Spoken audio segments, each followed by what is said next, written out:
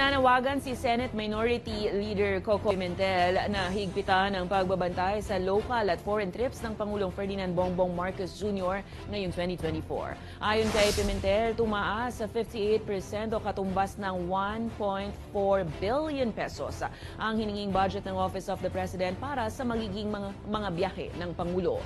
Dagdag ng mambabatas, sinasalamin lang ng pagtaas ng travel funding ng Pangulo ang plano ng kasalukuyang administrasyon ngayong taon. Samantala matatanda ang 19 na biyahe abroad ang ginawa ng Pangulong Marcos mula noong 2023. It should reflect the priorities of the President or his administration.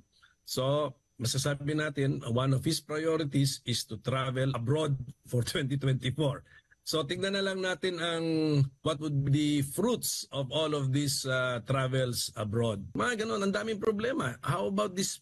Kahit itong PUV modernization program, they spend time fixing that.